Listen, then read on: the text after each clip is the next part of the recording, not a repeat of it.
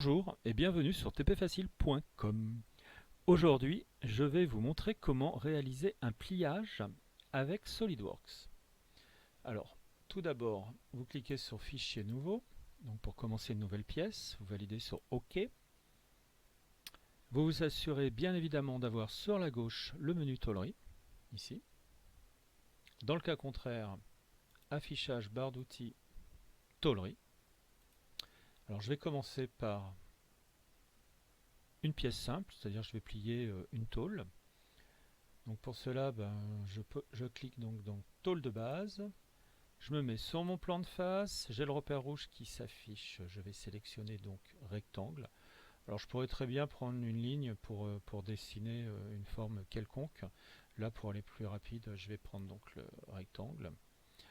Je me mets au milieu de mon repère, je dessine un rectangle.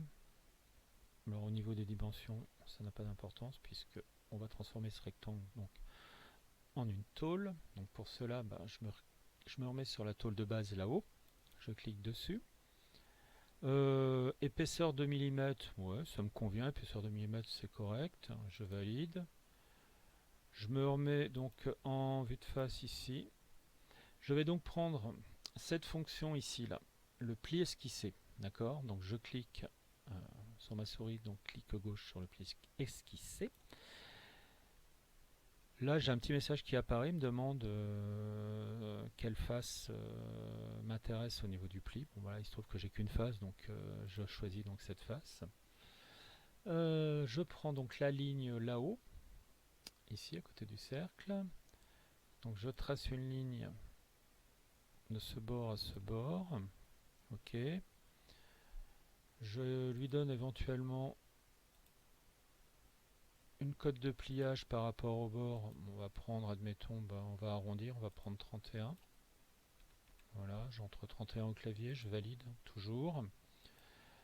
Et ensuite, donc, pli esquissé, je clique une fois dessus. Donc j'ai une fenêtre de dialogue qui s'affiche à gauche avec des paramètres de pliage. Donc pour l'instant, on s'intéresse uniquement au pli. Après, on verra effectivement la position du pli. Donc on a 4 positions possibles. Donc là, on va rester sur la position du pli au centre. Donc 90 degrés, je valide. Et voilà, donc ma tôle est pliée à 90 degrés.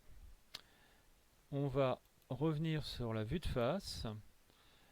On va prendre de nouveau donc le pli esquissé ici. On choisit donc la tôle.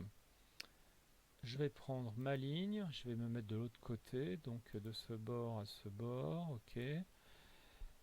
Je vais donner éventuellement une cote à mon pli. Bon, je vais prendre, admettons, on va plier à 50 mm. On entre 50 au clavier, on valide. Voilà, pour moi c'est ok. Je vais donc prendre un pli esquissé et là, on va s'intéresser sur le pli à 45 degrés. Ici, je valide. Voilà. Et donc, on se retrouve avec un pli à 45 degrés. Ici, là. Et un pli à 90 degrés de l'autre côté, sur la tôle.